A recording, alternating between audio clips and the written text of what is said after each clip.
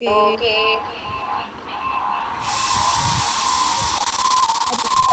नाम्य ऐसा नमस्कार माझा सद्गुरु रामदासा. श्रीराम समर्थ. शुभप्रभात. नरदेहाचा आयुष्य क्षण न मिळे देता कोटी सुवर्ण, ते म्या नाशिले संपूर्ण आपण नाडिले. नाथांचे हे फार सुंदर वाक्य आहे. आयुष्याचा क्षण जर वाया गेला तर कितीही कोट्यावधी सुवर्णाच्या मोहरा देऊनही परत मिळत नाही. आदरणीय डॉक्टर काकांना नमस्कार करते. आदरणीय आचार्य सद्गुरू डॉक्टर सुनील दादा व गुरुमाऊली शैलाताईंना साष्टांग नमस्कार. सर्व प्रापंचिक साधक श्रोत्यांचे मनापासून गीता स्वाध्याय मंचात स्वागत. प्रापंचिक पदवीतून आपण बाहेर पडू शकणारच नाही. येथे हे सांगण्याचे एकच कारण, ते म्हणजे प्रापंचिक या नात्याने आपल्याला अनेक भूमिका पार पाडाव्या लागतात. आपण आपल्या निभवत असलेल्या भूमिका बघितल्यात, मोजल्यात तर आपल्याला आश्चर्य वाटेल. परंतु गवयाच्या बैठकीत अनेक वाद्य असतात, अनेक गायक बसलेले असतात. कुठलाही राग चालू असला तरी तंबोऱ्याचा स्वर मात्र तोच जसाच्या तसा सुरू असतो. गाणे सुरू असेल किंवा नसेल तरीही. त्याचप्रमाणे प्रपंचात कुठलीही भूमिका सुरू असो तरी अनुसंधानाचा तंबोरा मात्र चालूच राहावयास हवा. पुरुषोत्तम योग नावाच्या गीतेच्या 15व्या अध्यायामध्ये या पुरुषोत्तमाशी ऐक्य झाले असता यस्मिन गीता न निवर्तन्ति भूयः, जोपर्यंत माझी प्रपंचातील आसक्ती सुटत नाही, संसार वृक्षाचे सत्यत्व अंतःकरणात कणाकणाने जोपर्यंत ओतप्रोत भरले आहे, संसार कसा मिथ्या आहे अशी शंका सुद्धा मला येत नाही, तोपर्यंत मी अनासक्त होणार नाही. तो संसारूपी वृक्ष वैराग्य बळयुक्त ज्ञानरूपी शस्त्राने मला तोडून टाकायचा आहे, हा निश्चय मी करणार आहे. आणि यात मदत, आशीर्वाद, मार्गदर्शन करणारे, बोट धरून चालणारे सद्गुरू आपल्या मागे असतातच. म्हणूनच आपण सर्व साधक अभ्यास करीत असतो. त्यातील काही साधक प्रथम क्रमांकाने पास होणारे असतात. त्यातीलच एक म्हणजेच पद्माकर दादा वैद्य. त्यांनी आपल्या सोप्या रसाळ भाषेत आपल्याला काल पहिल्या श्लोकाचे उद्बोधन केले. त्याचे थोडक्यात आपण पॉइंट्स बघूया. 15वा अध्याय पुरुषोत्तम योग म्हणजे ज्ञानाचे संपूर्ण स्वरूप स्पष्ट करणारा आहे. पुरुषोत्तम योग समजून घेणे हेच आपल्या जीवनाचे ध्येय आहे. सकळ दुःख निवृत्ती, परमानंदाची प्राप्ती. भगवद्गीतेचा आत्मा म्हणजे 15वा अध्याय. 15वा अध्याय पुरुषोत्तम योग समजून घेणे हेच आपल्या जीवनाचे ध्येय असायला हवे. शुद्ध पाण्यात मिसळलेले शुद्ध पाणी जसे एकरूप होते, त्याचप्रमाणे मननशिलाचा आत्मा विज्ञानानंतर ब्रह्मरूप होतो. जो जिवंत असतानाच ब्रह्मरूप होतो तोच पुरुषोत्तम. देव शोधाया गेलो, तो देवची होऊन खेलो. क्षर अक्षर पुरुषात पूर्णत्व नाही. पूर्णत्व हे उत्तम पुरुषाच्या ठाईच आहे. परिपूर्णता वाढतही नाही किंवा घटतही नाही. अपूर्णतेमध्ये काहीतरी भर किंवा घट करावी लागते. अपूर्णत्व हा भास आहे. पूर्णत्व ही स्थिती आहे. उत्तम पुरुष प्रकृतीपासून वेगळा आहे. प्रकृती त्याच्या अधिष्ठानावर आहे. तो उत्तम पुरुष मी आहे, असा परमोच्च उपदेश श्री गुरु शिष्याला करतात. आता हृदय हे आपुली सौफाळूनिया भले, वरी बैसवू पाऊले श्री गुरूंची. ज्याचे मुळेवर आणि शाखा खाली आहे असा वृक्ष वेद, ज्यांची पाने आहेत असा संसार वृक्षाला श्रुती स्मृती अविनाशी म्हणतात. जो या वृक्षाला जाणतो तो वेदांताचे तात्पर्य जाणणारा आहे. आज आपण पुरुषोत्तम योगातील दुसऱ्या श्लोकाचे उद्बोधन ऐकणार आहोत. या श्लोकाचे पठण लड्डू गोपाळ, अभीर अभिजित पाठणकर, राहणार पांढरकवडा, जिल्हा यवतमाळ हा बच्चू करणार आहे. अभीर अभिजित व नम्रता यांचा सुपुत्र असून जगदंबा अभ्यास वर्ग चे प्रमुख पांढरकवडा याचे प्रमुख सौ जयश्रीताई व श्री जयंतदादा यांचा नातू आहे. हा चिमुकला गुरुकुल इंग्लिश मीडियम स्कूल पांढरकवडा येथे पहिल्या वर्गात शिकतोय. अभिर, तुझ्या श्लोकाचे आता तू पठण कर.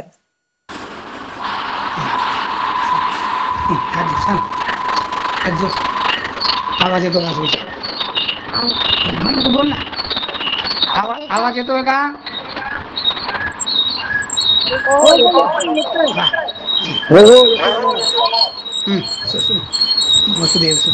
वसुदेव सुतं देवं कंसचानूररंदनं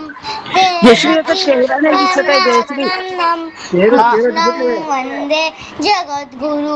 ओम श्री परमात्मने नमः. श्रीमद्भगवद्गीता अथ पंचदशोऽध्यायः.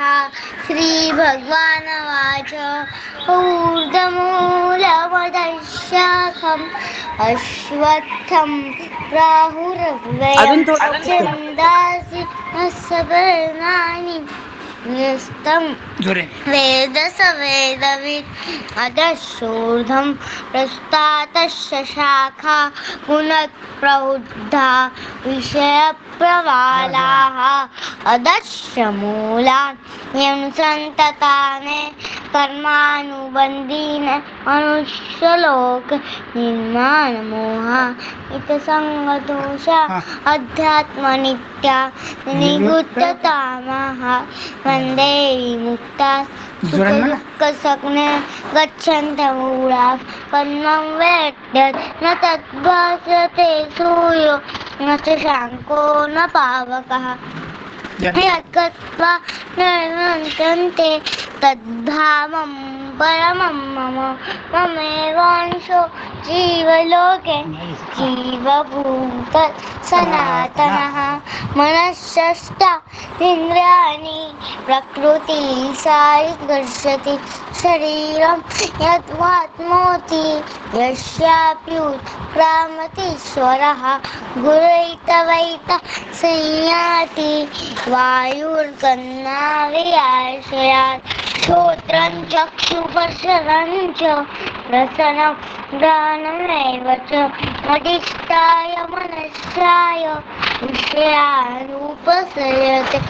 उक्रामस्तसितं वाति जावन्नागुणान्वितं फलानुपश्यन्ति पश्यन्ति नानुचक्षुषः यतन्तो शरीरं यद्वाप्नोति यस्यापि उत्क्रामतीश्वरः गुरुैतवैताय संयाति वायुर्गम्यवियाशयात् श्रोत्रं चक्षुस्पर्शनं च रसनं घ्राणमेव च अधिष्ठाय मनश्चाय विषयानुपसेयते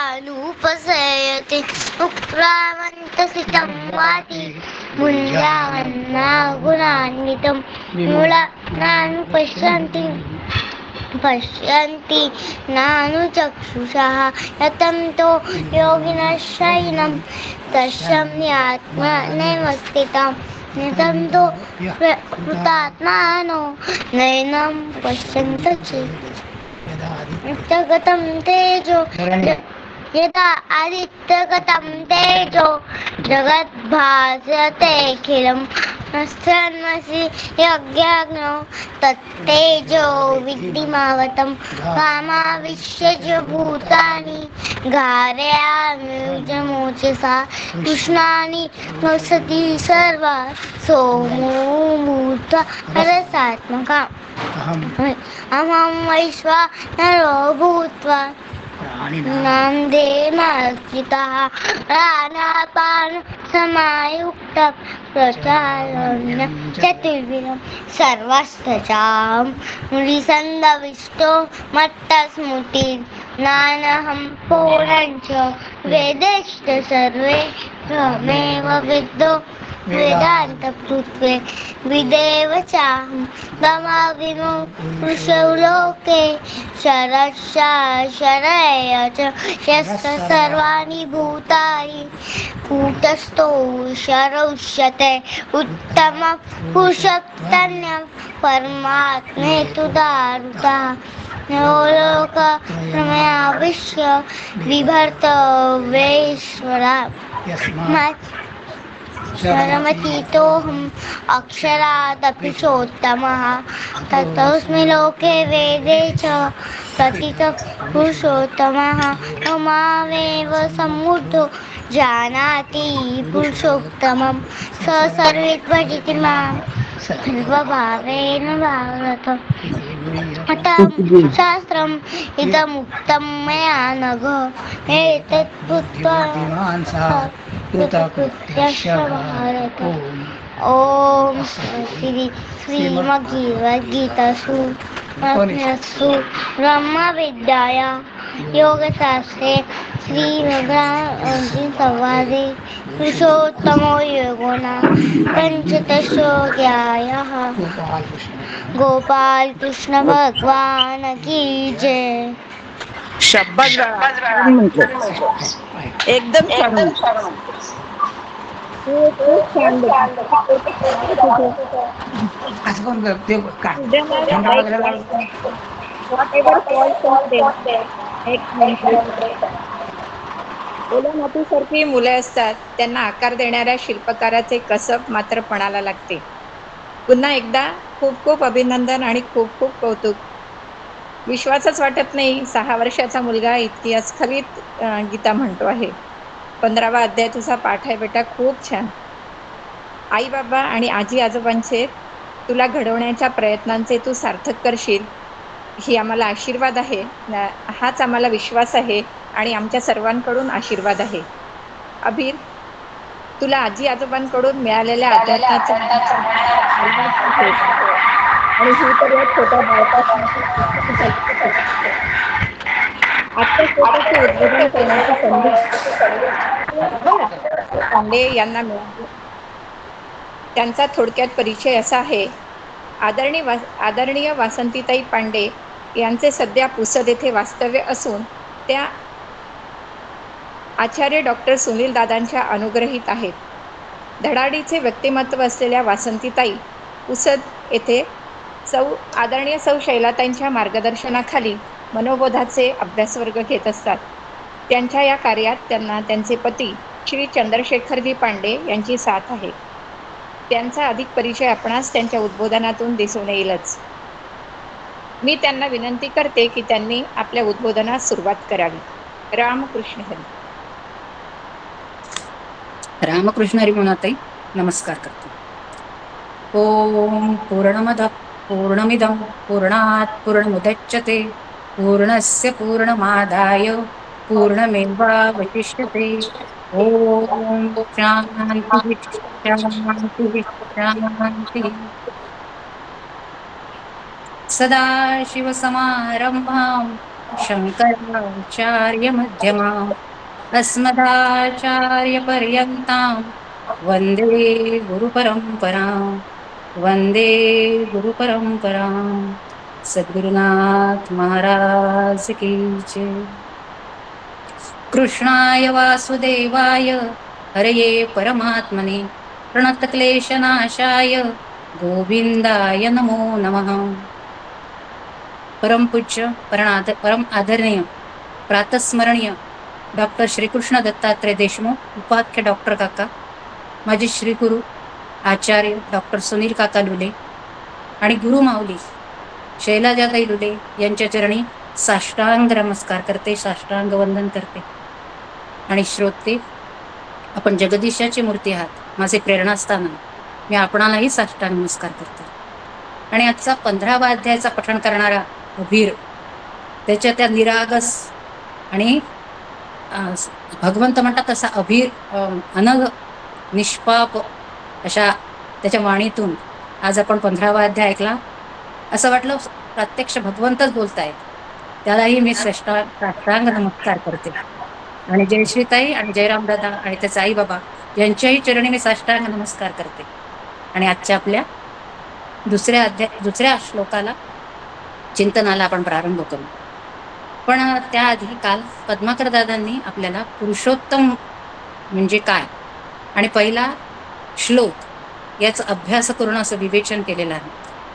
पण तरीही आपल्याला आता जेव्हा आपण दुसरा श्लोकाचं चिंतन करणार आहोत त्या पहिल्या श्लोकाचा पुष्कळदा संदर्भ येणार आहे, म्हणून आपण थोडक्यात त्याचा आढावा घेऊ.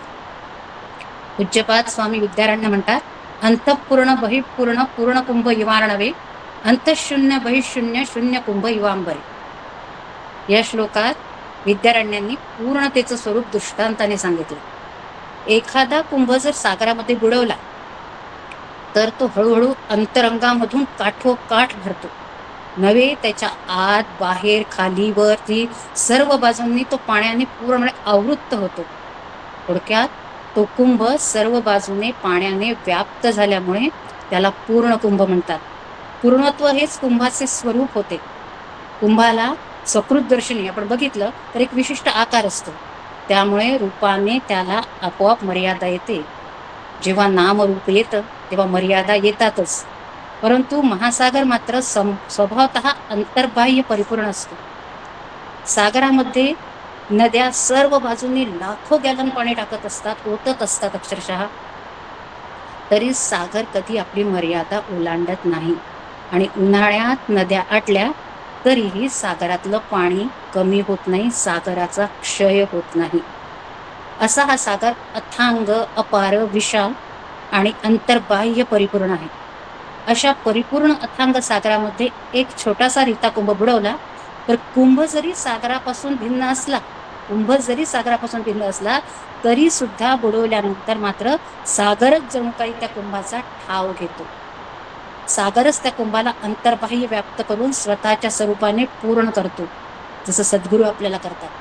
तो कुंभ पूर्ण कुंभ होतो आणि तोच कुंभ रीता केला आणि आकाशामध्ये ठेवला तर दिसताना तो मोकळा दिसतो, पण आतून बाहेरून आकाशाने व्याप्त झालेला असतो.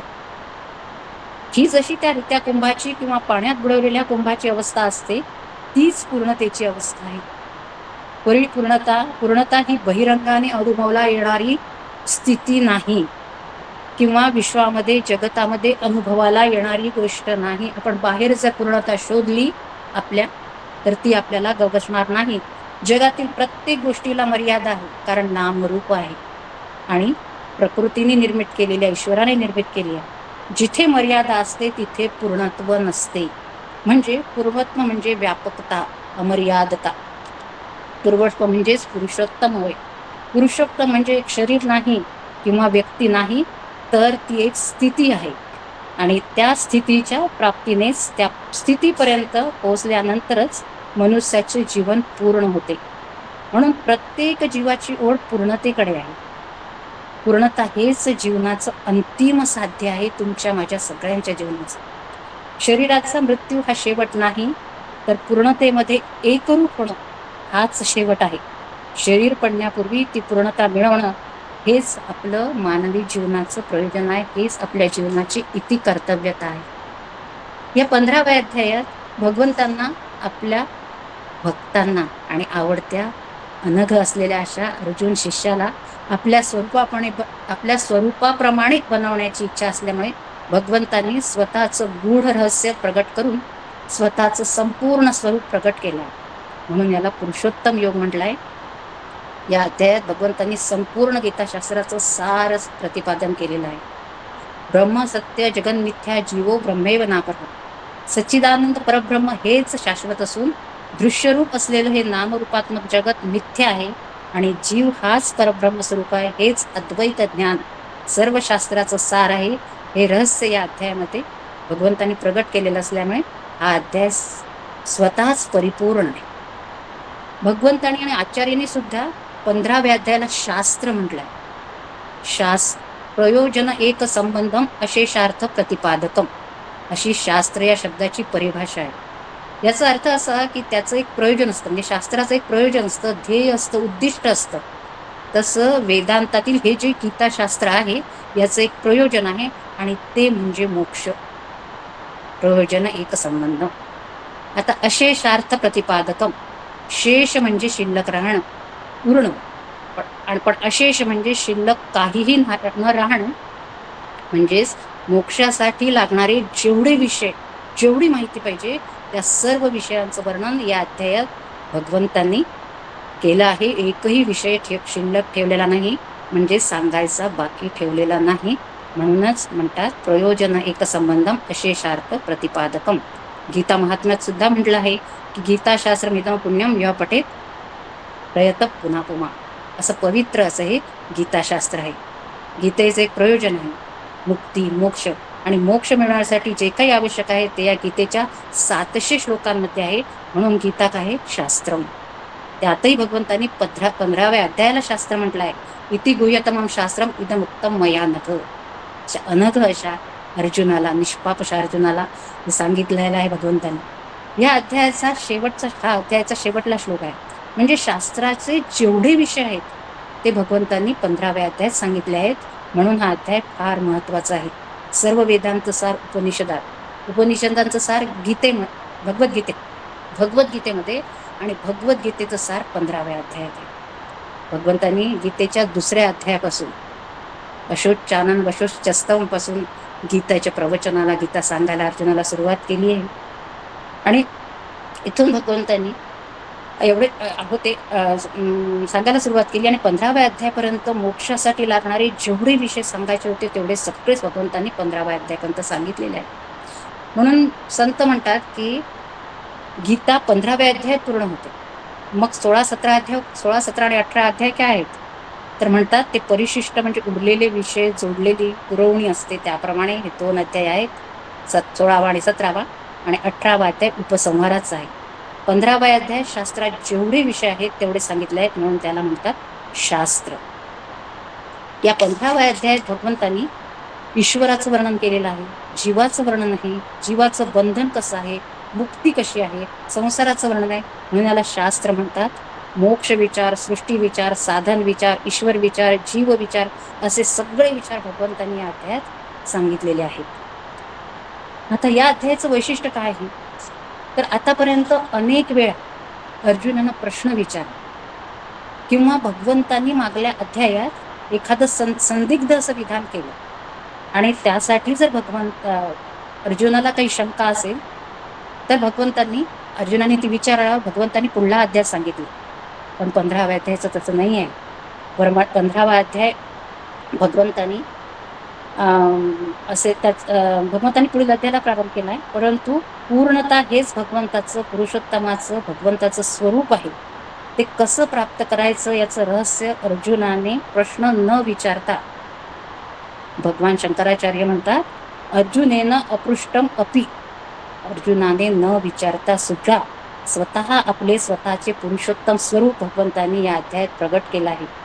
आचार्य म्हणतात आत्मन तत्व विवक्षु, कारण भगवंताची इच्छा आहे की अर्जुनाला आत्मज्ञान झालं पाहिजे. भगवंत अध्यायाची सुरुवात सृष्टी प्रकरणाने म्हणजे जगाचं वर्णन करून करतात. जगाचं सृष्टीचं वर्णन करण्यासाठी भगवंतांनी रूपकाची मदत घेतली आहे. वृक्षाचं रूपक आहे. वृक्षाची कल्पना करून जगाचं वर्णन भगवंत करतायत. कशासाठी? तर श्रीमद शंकराचार्य म्हणतात तत्र तावत वृक्ष रूपक कल्पनया वैराग्य हेतोः संसार स्वरूपम वर्णयति. हेतू एकच आहे, वैराग्य. संसाराचं वर्णन ऐकून आपल्या मनामध्ये वैराग्य निर्माण व्हावं, आसक्ती निर्माण होऊ नये, पुढे.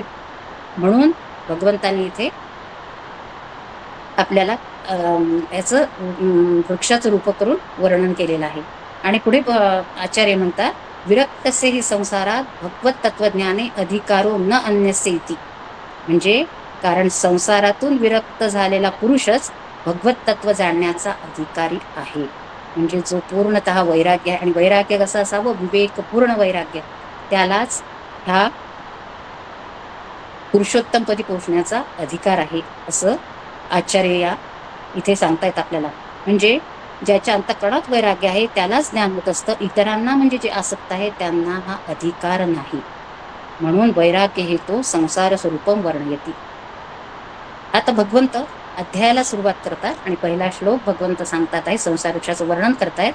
ऊर्ध्वमूलमधः शाखम अश्वत्थम प्राहुरव्ययम छंदांसि यस्य पर्णानि यस्नौ वेद स वेदवित्. आता याचा सरळ अर्थ असा आहे की ज्याचं मूळ वरती असून शाखा खाली पसरलेल्या आहेत जो स्वतः क्षणभंगूर असला तरी सुद्धा अविनाशी आहे असे म्हणतात. तसेच सर्व वेद हीच ज्याची पाने आहेत अशा संसार वृक्षाला जो तत्वतः जाणतो तोच वेदांचा अर्थ जाणतो. म्हणजे याच्यामध्ये तत्व जो जाणतो तोच वेदांचा अर्थ जाणतो.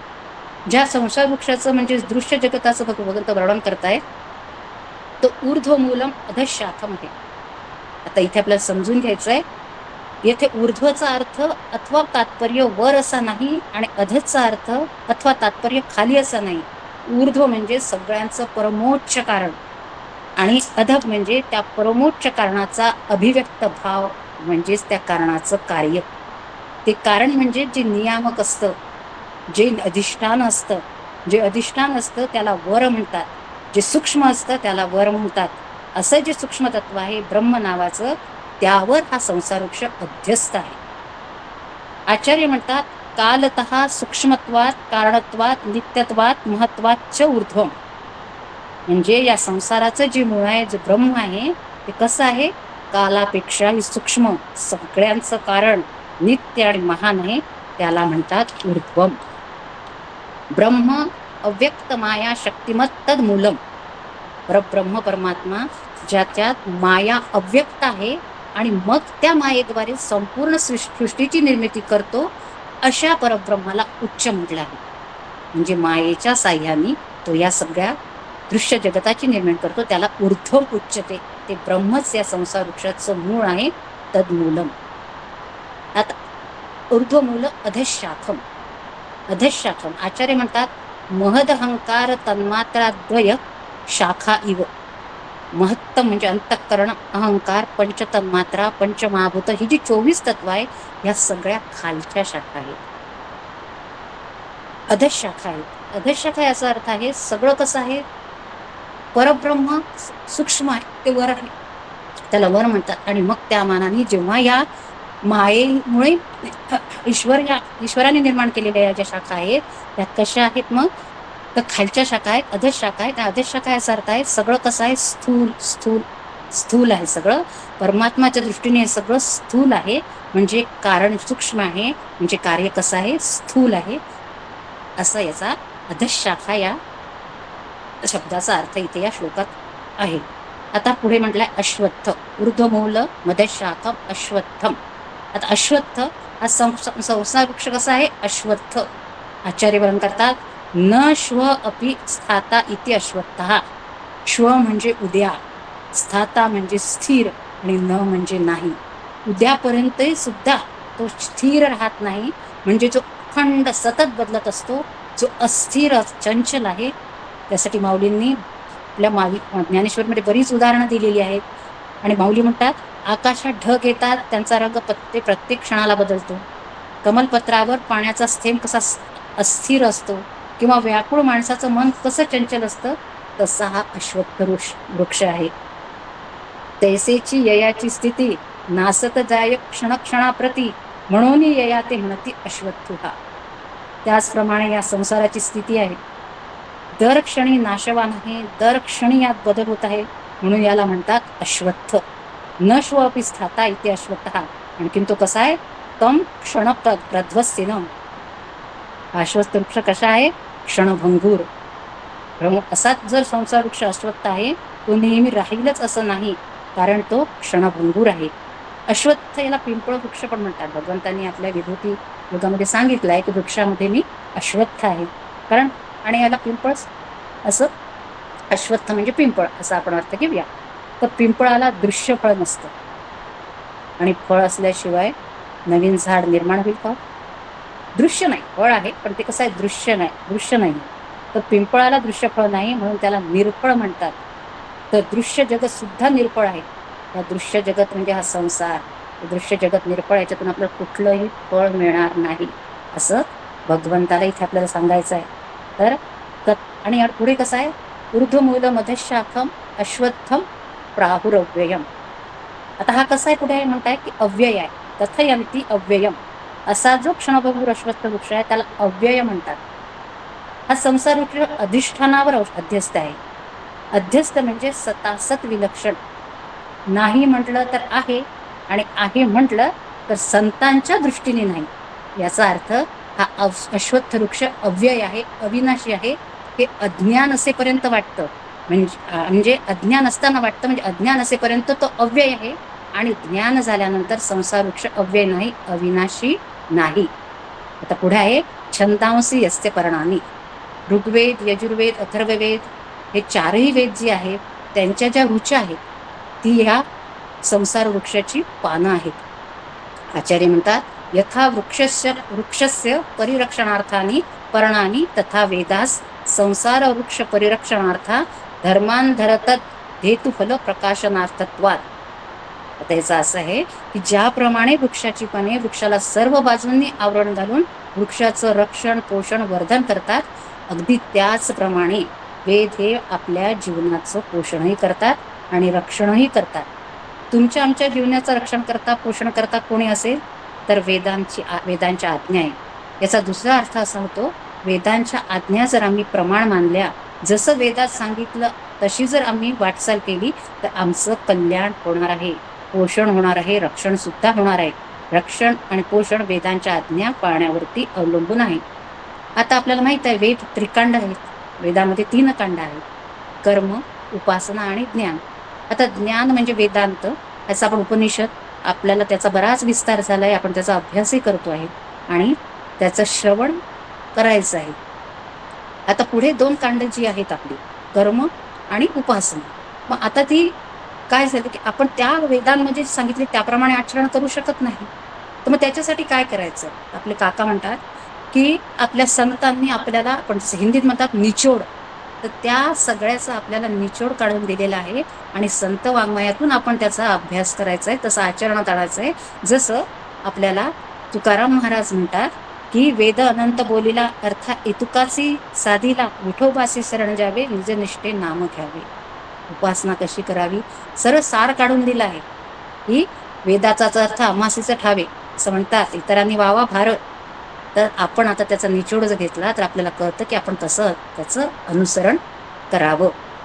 तसंच माऊलीने सांगितलं कर्म कसं करावं, विधेते पाळीत निषेधाते गाळीत मज देऊने जाळीत कर्मफळ.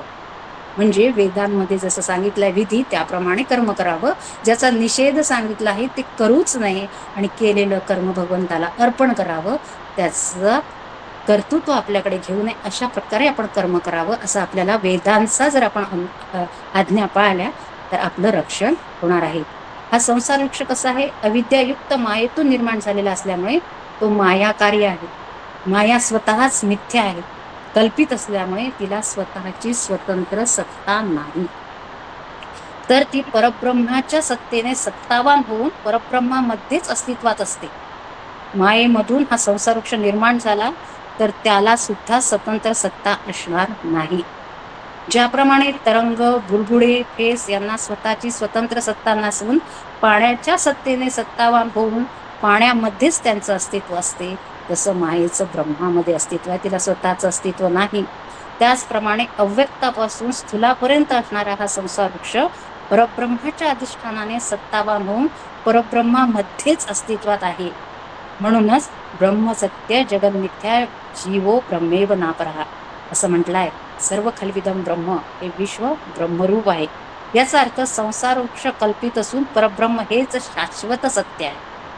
हे तत्व जो सूक्ष्म अंतःकरणाचा विवेक वैराग्य संपन्न पुरुष जाणतो तोच खऱ्या अर्थाने विद्वान पुरुष आहे. तोच सर्व वेदांचा तात्पर्य निर्णय जाणणारा वेदार्थविद आहे. श्रुती म्हणते तस्मिन्नो भगवो विज्ञाते सर्वविदम विज्ञानम भवतीति. हे भगवन, या विश्वामध्ये अशी कोणती वस्तू आहे की जिचे ज्ञान झाल्यानंतर सर्व विश्व जाणल्यासारखे आहे. एक सोन्याचं ज्ञान झालं की भूत भविष्य वर्तमानामध्ये निर्माण होणाऱ्या अलंकाराचं ज्ञान झाल्यासारखं आहे, सर्वांचं तत्व जाणल्यासारखं आहे. याच न्यायाने हा संसार वृक्ष माया कार्य असल्यामुळे त्याच्या मागे अधिष्ठान स्वरूपाने असणाऱ्या परब्रह्म स्वरूपाचे ज्ञान झाले, आपोआपच संपूर्ण नामरूपात्मक विश्वाचे ज्ञान झाल्यासारखं आहे. एक तत्व जाणलं सगळं जाणल्यासारखं आहे. म्हणून या श्लोकामध्ये स्पष्ट केलेले संसार वृक्षाचे स्वरूप जाणून त्याच्या मागे असलेले अधिष्ठान रूप परब्रह्म जाणतो, परब्रह्म स्वरूप जो जाणतो तोच वेदांचा अर्थ जाणणारा होतो, तोच सर्वज्ञ सर्वविद होतो. अशा या मायाकल्पित संसार वृक्षाचं आणखी वर्णन भगवंत पुढल्या श्लोकात करतात आहे. अधश्चोर्ध्वं प्रसृतास्तस्य शाखा गुणप्रवृद्धा विषयप्रवालाः अधश्च मूलान्यनुसन्ततानि कर्मानुबंधीनि मनुष्यलोके. त्या संसार वृक्षाचा याचा सरळ अर्थ कसा आहे, त्या संसार वृक्षाच्या तिन्ही गुणांच्या पाण्याने वाढलेल्या व विषय भोगरूपी अंकुराच्या देव, मनुष्य आणि तिर्यक आदी योनिरूप शाखा खाली व वर सर्वत्र पसरल्या आहेत आणि मानव योनीत कर्मानुसार बांधणारी अहंता, ममता आणि वासना रूपे मुळेही खोलवर गेलेली आहेत. आता अधश्चोर्ध्वं प्रसृतास्तस्य शाखा, तस्य शाखा अधश्च ऊर्ध्वं प्रसृताः. ज्या संसार वृक्षाचं वर्णन भगवंत करत आहेत त्याच्या शाखास म्हणजे फांद्या, अध म्हणजे खाली व ऊर्ध्वं म्हणजे वर, प्रसृताः म्हणजे पसरलेल्या आहेत. पहिल्या श्लोकामध्ये भगवंत म्हणतात ऊर्ध्वमूलम अधशाखम. झाडाचं मूळ वर आहे आणि शाखा खाली पसरल्या आहेत. झाडाचं मूळ म्हणजे परब्रह्म परमात्मा आहे. परब्रह्म परमात्मा हे तत्व इंद्रिय गम्य नाही, इंद्रियातीत आहे, जाणीवेत न सामावणार आहे आणि सूक्ष्म आहे व त्यापासून झालेली ही सृष्टीची उत्पत्ती सापेक्षतया जड असल्यामुळे सूक्ष्म तितके तरतम भावाने वर व जड तितके तरतम भावाने खाली असेच म्हणणे योग्य ठरेल. पहिल्या श्लोकामध्ये वर्णन आहे की संसार वृक्षाच्या शाखा फांद्या खाली आहेत. त्या फांद्या कोणत्या, तर महत्त्वत्व म्हणजे अंतःकरण, अहंकार, पंचतन्मात्रा, पंचमहाभूत या 24 तत्व ह्या ज्या मुख्य शाखा आहेत त्याचा विस्तार झाला आहे. याच मुख्य शाखा आहे आणि त्याचा पुढे खाली विस्तार झाला आहे आणि त्या वरती आणि खाली या सारख्या प्रमाणात पसरलेल्या आहेत. आचार्य म्हणतात ज्ञान कर्मफलानी यथा कर्म यथा श्रुतम. ह्या ज्या संसार वृक्षाच्या अशा शाखा आहेत त्या सर्व म्हणजे आपले कर्म आणि उपासना याला अनुरूप आपल्याला जसे फळ कर्म आणि उपासनेचं फळ स्वरूप आहे त्या त्या योनी आहेत. म्हणजे जसे जसे आपल्याला त्या कर्माचं फळ मिळालं त्यानुसार त्या योनी आहेत. खाली मनुष्यापासून ते स्थावरापर्यंत मनुष्य योनीमध्ये आहे आणि मनुष्यापासून स्थावरापर्यंत व वर विश्वकर्ता म्हणजे मनुष्यापासून विश्वकर्ता ब्रह्मापर्यंत वृक्षाच्या शाखा एकसारख्या पसरलेल्या आहेत. ह्या वृक्षाच्या ज्या शाखा आहेत त्या सर्व पाप पुण्यात्मक कर्मांनी निर्माण केलेली 14 भुवने असून त्यामध्ये राहणारे अनेक प्रकारचे जीव आहेत. येथे अध हा शब्द मनुष्यापासून स्थावरापर्यंत म्हणजे खाली असणारे अतल, वितल, सुतल, तलातल, रसातल, महातल आणि पाताळ असे 7 अधोलोक आणि त्यामध्ये राहणारे सर्व जीव निर्देशित केलेले आहेत. तसेच ऊर्ध्व हा शब्द मनुष्यापासून ब्रह्मलोकापर्यंत असणारे भू, भुव, स्व, मह, जन, तप आणि सत्यम हे ऊर्ध्वलोक आणि त्यामध्ये राहणारे सर्व जीव दर्शवितात. याप्रमाणे संसार वृक्षाच्या उपशाखा खाली आणि वरती सर्वत्र पसरलेल्या आहेत. असे मनुष्य लोकाला मध्यभागी ठेवून खाली आणि वर असलेले लोक सांगितलेले आहेत. आता अधश्चोर्ध्वं प्रसृतास्तस्य शाखा. आता काका म्हणतात साधक या दृष्टीने आपण याचा कसा विचार करायचा. यावर माऊलींनी खूप सविस्तर वर्णन केलं आहे. माऊलींनी याच्या बऱ्याच ओव्या रचलेल्या आहेत ज्ञानेश्वरीमध्ये. पण आता आपल्याला काय करायचं, त्यामागचं तत्व लक्षात घ्यायचं आहे की जो वृत्ती ज्ञानाचा विषय होतो ती सगळी ईश सृष्टी आहे, मायोपाधिक ईश्वराने निर्माण केलेली आहे. हे ज्ञान 2 पद्धतीने होतं. एक होतं परोक्षत्वाने आणि दुसरं होतं अपरोक्षाने. ह्या ज्या मायेची जी ईशसृष्टी आहे त्याचं ज्ञान आपल्याला 2 पद्धतीने होतं. आता हे जे पेन आहे याचं ज्ञान मला अपरोक्षत्वाने होतं, पण स्वर्ग जो आहे तो परोक्षत्वाने कळतो. शास्त्र सांगतं म्हणून स्वर्ग आहे हे स्वीकारायचं. महत नावाचं तत्व शास्त्र सांगतं म्हणून स्वीकारायचं. स्वर्ग आहे आणि महत याला या परोक्षत्वानं होणारं ज्ञान व पेन सारखं अपरोक्षत्वानं होणारं ज्ञान असं वृत्ती ज्ञानाने जे मला कळतं ते सगळं ईसृष्ट आहे, ईश्वराने निर्मित केलेलं आहे. असं त्याच्या मागचं तत्व लक्षात घेतलं तर जे डोळ्यांनी दिसतं, ऐकू येतं, ज्याची चव घेता येते, स्पर्श करता येतो, म्हणजे ज्याच्या संबंधी विचार करता येतो, असं जे सगळं आहे ते मला वृत्ती ज्ञानाने करतं. ते सगळं ईसृष्टी आहे ही. पण आता काय की विचार न करण्यासारखं एकच तत्व आहे आत्मा. तरीही आत्म्याचा विचार करावा असं सांगितलंय. याचा एकच उपाय काय आहे की अनात्म म्हणजे काय याचा विचार करता येतो. आत्म्याचा जरी विचार करता नाही आला तरी अनात्म गोष्टीचा आपल्याला विचार करता येतो. अनात्म पदार्थ बाजूला काढले की जे शिल्लक राहतं त्याला म्हणतात आत्मा.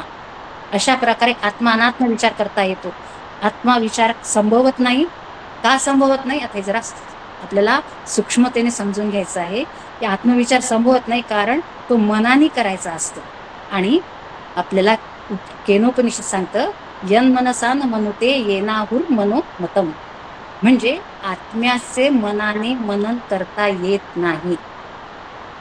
काय आत्म्याचं मनाने मनन करता येत नाही, पण आत्म्यामुळे मनाकडून मनन घडते. म्हणजेच काय की मन आत्म्याच्या अधिष्ठानावरती मनन करू शकतं, पण मन आत्म्याचं मनन करू शकत नाही असं शास्त्र आहे.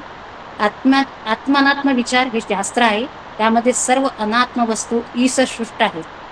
आपल्या स्वतःच्या शरीरासकट हा विचार पहिले मला करायचा आहे की हे अनात्म माझं शरीर सुद्धा अनात्म आहे. जे जे जन्माला येतं ते टिकतं आणि जे जन्माला येतं ते टिकतं आणि जातं. ते काय असतं अनात्म असतं. या शरीरामध्ये मात्र जो आत्मा आहे या उपाधी माझी गुप्त चैतन्य असे सर्वगत ते तत्वज्ञ संत स्वीकारिती. तो आत्मा तसाच तितकाच आणि तोच, हे शब्द इतके महत्वाचे आहेत. तो आत्मा तसाच तितकाच आणि तोच सर्वांच्यात व्यापून आहे. एकमेवा द्वितीय तो आहे, एकच आहे. म्हणून सर्वांची शरीरं अनात्म आहेत. आता इथे अजून एक काकांनी विधान केलेलं आहे की प्रत्यक्ष भगवंताच्या शरीरासकट भगवंताचं शरीर सुद्धा अनात्म आहे. आता इथे आपण समजावून घेऊ. विग्रह दोन प्रकारचे असतात. एक आहे लीला विग्रह आणि दुसरा आहे कर्म विग्रह. आपला जो आहे तो कर्म विग्रह आहे आणि भगवंताचा जो असतं तर लीला विग्रह असतो. तर विग्रह असल्यामुळे त्यालाही उत्पत्ती स्थिती आणि लय अटळ आहे.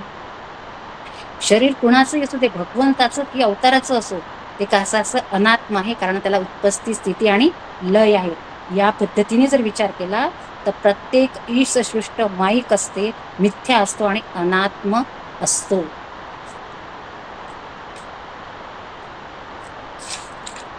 मग अशा वृक्षाच्या ज्या शाखा आहेत, आता आपण बघितलंय सगळं, तर त्याला असं या जे शाखा आहेत आपल्या सगळ्या देहाच्या सगळ्या योनींच्या त्याला काय म्हणतात संसार वृक्ष म्हणतात. संसार शब्दाचा अर्थ जो सरकत जातो. संसरती इति संसार. हा संसारात शरीराचा संसार पुढे सरकत जातो, घराचा संसार पुढे सरकत जातो. पुढे सरकत गेल्यानंतर शेवटी काय शिल्लक राहतो? काय शिल्लक राहतं? काही नाही. हे स्वीकारायचं असतं. हे अटळ आहे. हे ईश्वरी योजनेनुसार आहे. उपजे ते नाशे, नाशले ते पुनरपी दिसे, हे घटिका यंत्र तैसे परिभ्रमेगा.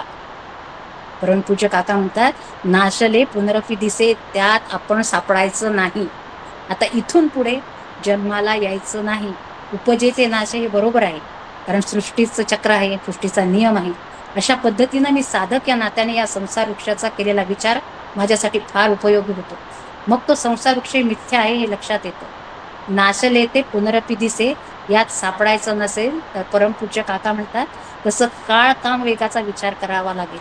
माझ्याकडे कितीसा वेळ आहे, किती ॲक्टिव्ह लाईफ आहे उरला आहे आणि मला कोणत्या वेगानं गेलं तर गंतव्याला मी पोहोचू शकेन, याचं गणित म्हणजे साधक विचार.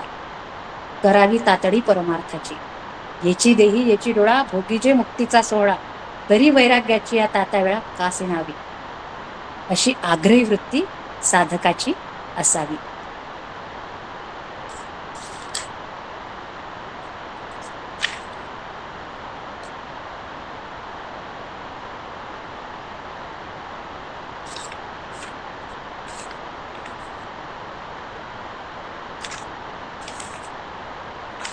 आता आपण इथे बघू की आता इथे आचार्याने आणखीन विचार केला. आता आपल्याला हा अध्याय म्हणजे कशाचा आहे? शास्त्र काय? मोक्षाचं शास्त्र आहे. तर तिथे आचार्याने आपल्याला आणखीन की मोक्षाचा विचार कसा केला जातो. मोक्ष म्हणजे काय? तर क्षणिक नाशवान असणाऱ्या वर्तमान शरीराचा नाश झाल्यानंतर आपोआपच जीवाला मुक्ती मिळू शकेल.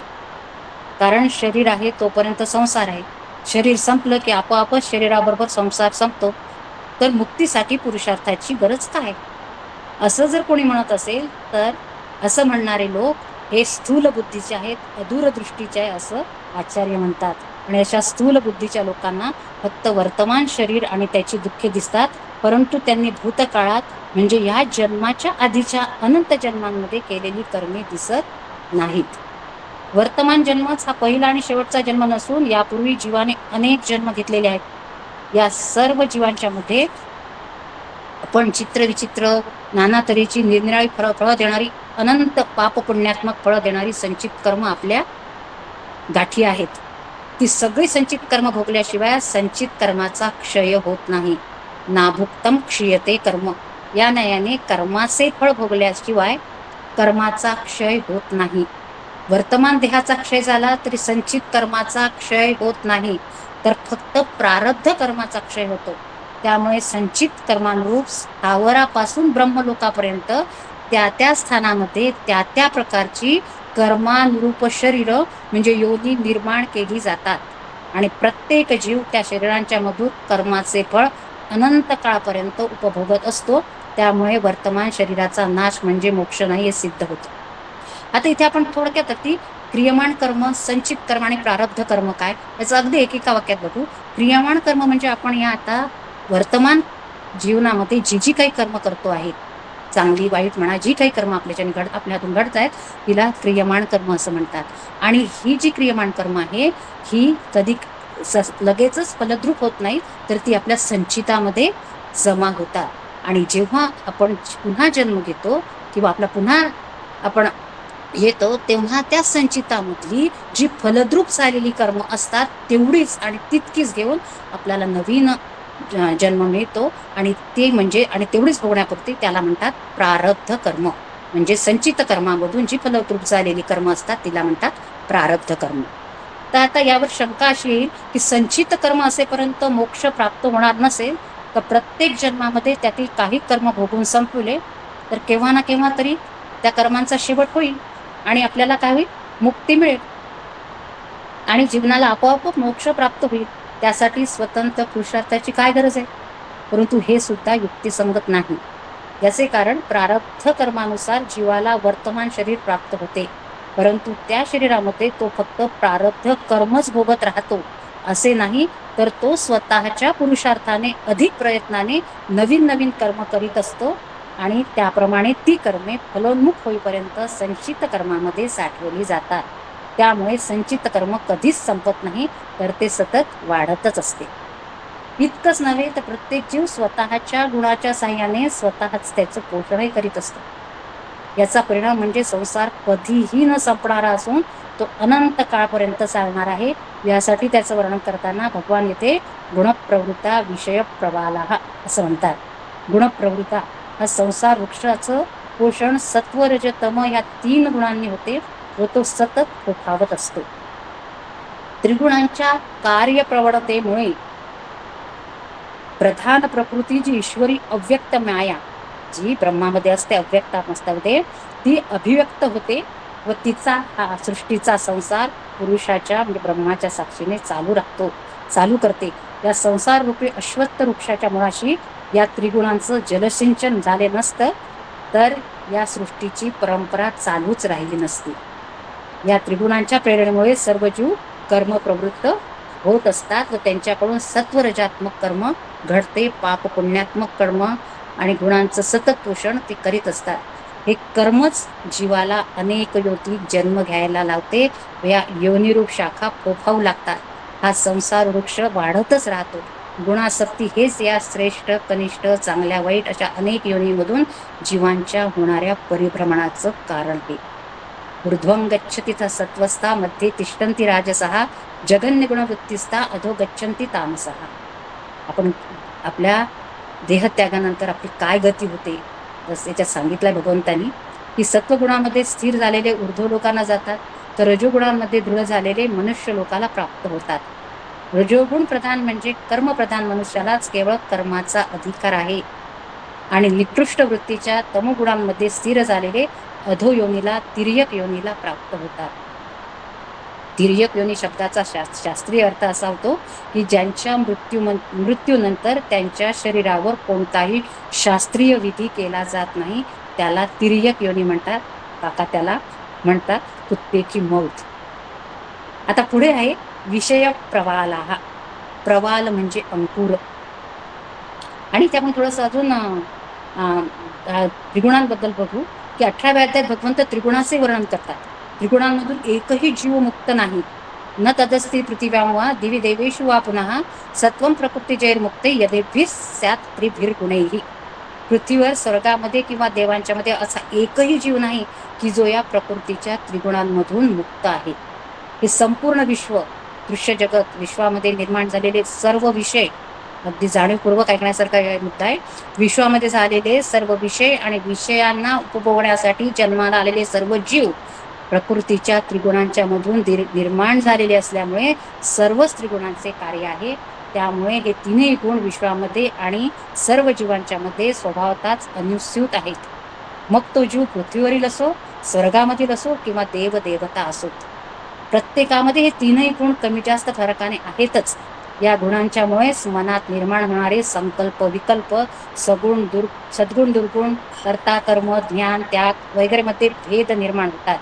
तसेच गुणप्राधान्यामुळेच प्रत्येक जीव गुणानुसार चांगल्या वाईट कर्मांच्या मध्ये प्रवृत्त होतो. म्हणून कोणताही जीव त्रिगुणांच्या पासून मुक्त नाही. तसेच ते तीन गुणच सर्व विश्वावर नियमन करतात. थोडक्यात सर्व जीव आणि विश्व त्रिगुणांनी बद्ध आहे. आता काकाकडे म्हणतात साधकांनी कसा विचार करायचा. तर आता साधकांनी काय विचार करायचा की हा संसार वृक्षाची वाढ 3 गुणांनी होते. संसार वृक्षाच्या अतीत होण्यासाठी मी त्रिगुणातीत झालं पाहिजे. त्रिगुणांनी जो वृक्ष जोपासला जातो त्या 3 गुणांच्या जर मी अतीत झालो तर संसाराच्या मी अतीत होऊन जाईल. आता पुढचा आहे विषय प्रवालः. प्रवाल म्हणजे अंकुर. वृक्षांच्या फांद्यावर कोवळे अंकुर, त्यालाच आपण कोंब म्हणतो. संस्कृतमध्ये त्याला प्रवाल म्हणतात. ते फार कोमल असतात. त्याला लाल, ते कसे असतात, लाल लाल आकर्षक, आपण बघा ते कोंब येतात फार आकर्षक दिसतं आणि मोहक असतात. संसार वृक्षाच्या प्रवालस्थानी कोण आहे तर विषय. विषयांचे भोगरूपी अंकुर म्हणजे विषय प्रवाल. शब्द, स्पर्श, रूप, रस, गंध हे इंद्रियांचे 5 विषय. आणखी 5 विषय मनामध्ये असतात. सत्ता, संपत्ती, यश, कीर्ती, प्रतिष्ठा या 10 विषयांची कोळी कोळी छान लुसलुशीत अशी ही पानं विषय प्रवालः. वृक्षाच्या फांद्यावर अंकुर असतात, त्यातून नवीन फांदी, त्यावर पुन्हा अंकुर, त्यातून नवीन फांदी कुठून वृक्षाचा फोफावत असतो. त्याचप्रमाणे या संसार वृक्षाचाही विस्तार विषय दर विषय होत असतो. एका विषयाचा अंकुर, त्यातून नवीन फांदी, पुन्हा त्या फांदीवर दुसरा अंकुर, दुसऱ्या विषयाचा अंकुर, त्यातून पुन्हा फांदी, अशा प्रकारे संसार वृक्ष फोफावत असतो. अनेक विषय असल्यामुळे म्हटलंय प्रवालः. अनेक वचन इथे वापरले भगवंतांनी. इंद्रिय विषय. आता काय इंद्रिय विषय मनुष्याला मोह पाडून मोक्षरूपी ध्येयापासून च्युत करतात. विषय लालसेमुळे, लोभामुळे मनुष्याच्या म्हणजे जीवाच्या हातून चांगली वाईट कर्मे घडत जातात व त्या कर्माच्या प्रतिक्रिया म्हणून किंवा त्या कर्माचं फळ म्हणून मनुष्याला, जीवाला अनेक प्रकारच्या उच्च नीच योनीतून अभावितपणे परिभ्रमण करावे लागते.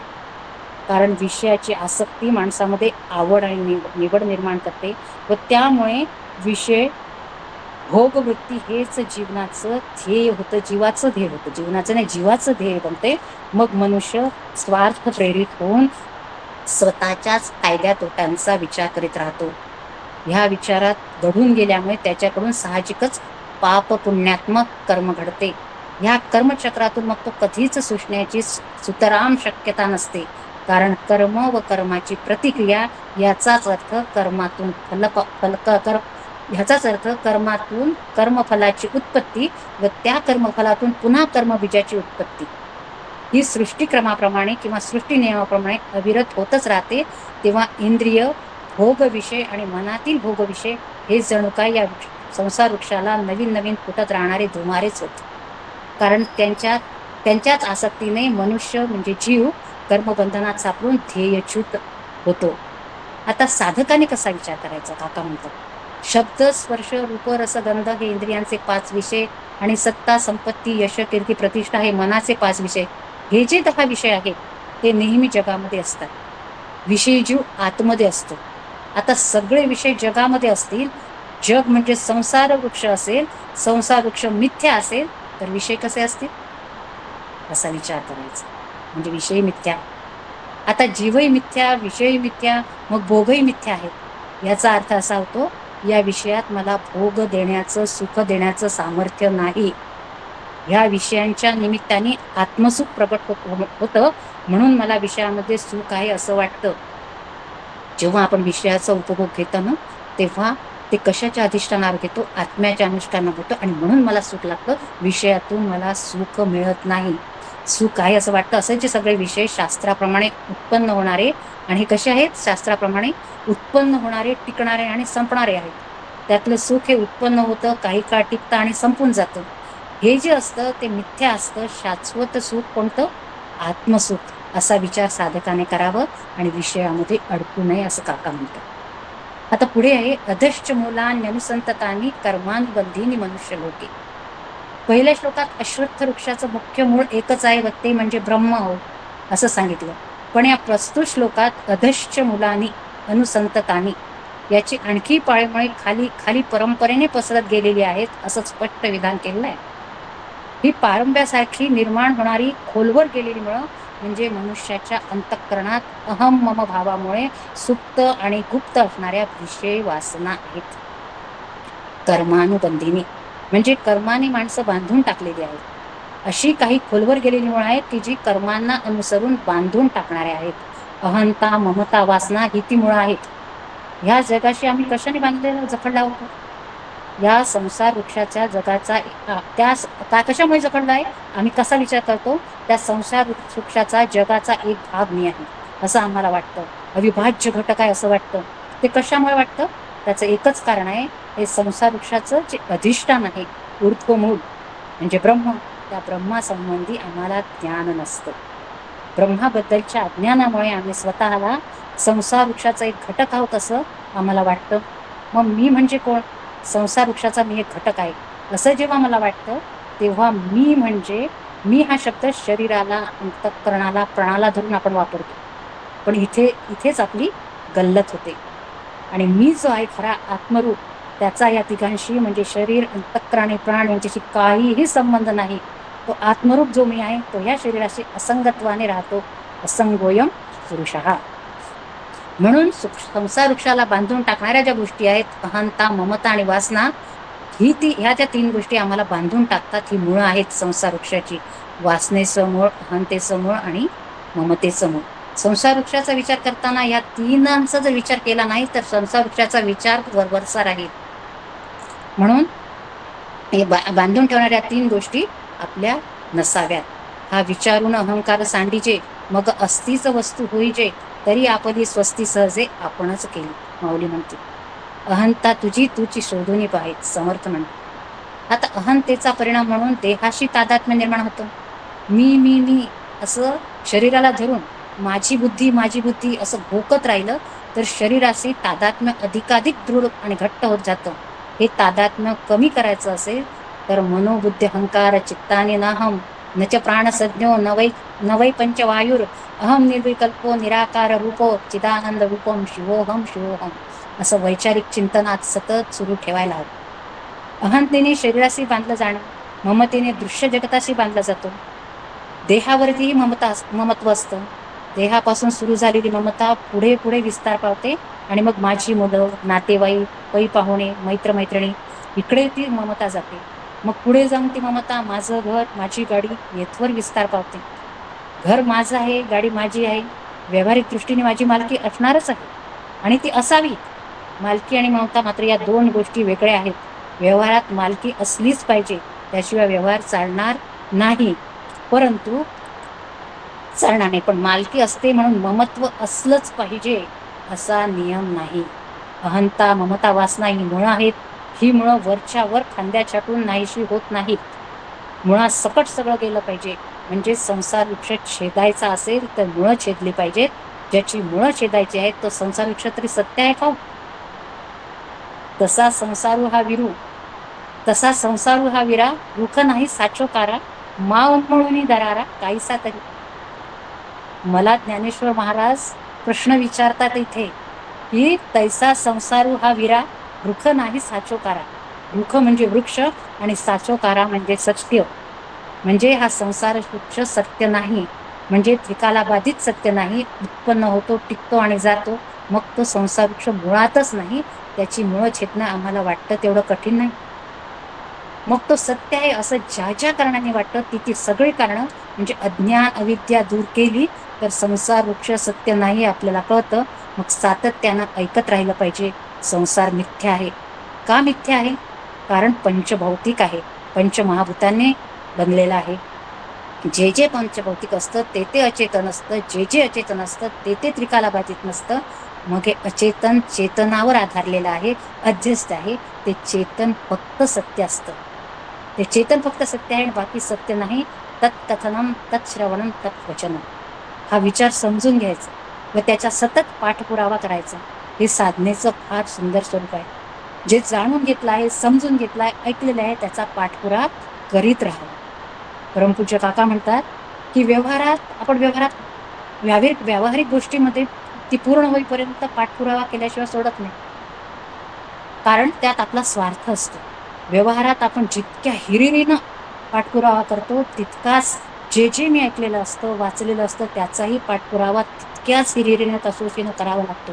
आणि मग असं जो करतो त्याला साधक असं म्हणतात. असं जो करत नाही त्याला काका बागडणारा म्हणतात. म्हणून 3 मूळ आहेत, अहंता ममता आणि वासना. वासनेचं मूळ उखडलं पाहिजे. इंद्रियाचा जय वासनेचा क्षय संकल्पावरी नये मन. तुका म्हणे नये जाणीव अंतरा अंतरिया थारा आनंदाचा.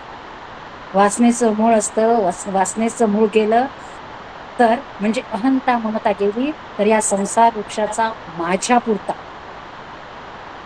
प्रथम पुरुषी एकवचनी काका जसं म्हणतात तसं माझ्या पुरता छेद होतो. माझ्या पुरता छेद झाला की बाकीचा संसार वृक्ष बाकीच्यांच्या दृष्टीने आहे तसा चालू राहिला तरी माझं काही म्हणणं नाही, मला काही फरक पडत नाही आणि गेला काय किंवा माझा त्याच्याशी काहीही संबंध नाही असा विचार जर साधकाने केला तर अहंता ममता आणि वासना ही संसार वृक्षाची मुळं उखडून जातील. आता पुढे म्हणतात कर्मानुबंधीने मनुष्य लोके. हा संसार मनुष्य लोकामध्येच अधिक दृढ होतो असं म्हटलं आहे. याचं कारण मनुष्य शरीरामध्ये जीवाला कर्म स्वातंत्र्य असून कर्माचा अधिकार आहे. अन्य सर्व योनींच्या मध्ये कर्माचा अधिकार नाही, त्यांना कर्म स्वातंत्र्य नाही. त्या सगळ्या कशा आहेत? भोग योनी आहेत. प्रारब्धानुसार जसे जसे भोग येतील तसे फक्त त्यांना भोगायचे आहेत, कर्माचं स्वातंत्र्य नाही. त्यांच्या कर्मानुसार त्या त्या योनींच्या मध्ये जन्माला येतात आणि त्यांच्या कर्माचीच फळं ते भोगत असतात. त्यामुळे सर्व प्राण्यांना फक्त प्रारब्ध आहे परंतु पुरुषार्थ नाही. त्या भोगयोनी आहेत. या उलट मनुष्य शरीर हे सुद्धा जरी प्रारब्धानुसार निर्माण झालेलं असलं तरी मनुष्याला पुरुषार्थ आहे.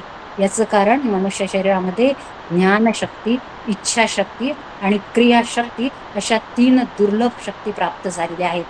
त्यामुळे मनुष्याला इच्छा स्वातंत्र्य मिळाले असल्यामुळे पुरुषार्थ आहे. त्याला कर्मस्वातंत्र्य आहे. तो या 3ही शक्तींचा उपयोग करून पुरुषार्थाने प्रयत्न करून ऊर्ध्वगतीलाही जाऊ शकतो आणि दुरुपयोग केला या शक्तीचा त्याने तर त्याच शक्ती मनुष्याचं अधःपतन करून सर्वनाशास कारण होतात. म्हणून भगवान येथे मनुष्य लोके आहे विशेष करून शब्द वापरतात. थोडक्यात मनुष्य स्वतःच्या कर्तृत्वाने रागद्वेषाती विकारांचे पोषण करून विषयासक्त झालेला आहे. काया वाचा मनाने विषय भोगांच्या मध्येच रममाण होऊन स्वतःच्या हाताने संसाराचे पोषण करून त्याच संसारामध्ये सर्व बाजूंनी बद्ध झाला. या मायाकार्य संसार वृक्षाचं खरंच स्वरूप जाणून त्यातून बाहेर पडण्यासाठी याचं छेदन कसं आणि कुठल्या शस्त्राने करायचं याबद्दल भगवंत पुढल्या श्लोकात सांगतायत. नरूपमस्येह तथोपलभ्यते नांतो न चादीर न च संप्रतिष्ठा अश्वत्थमेनं सुवीर्ण मूल असंग शस्त्रेन दृढेन चित्वा. असंग शस्त्राने त्याचा छेदन करायचं आहे. असं आता आपण उद्या याचं आपण चिंतन बघणार आहोत. आता मी माझ्या वाणीला विराम देते आणि माझं आज झालेलं चिंतन माझी श्री गुरुच्या चरणी भक्तिभावानं समर्पण करते. रामकृष्ण. खूपच छान झालं ताई, खूप अगदी रामकृष्ण हरी माऊली.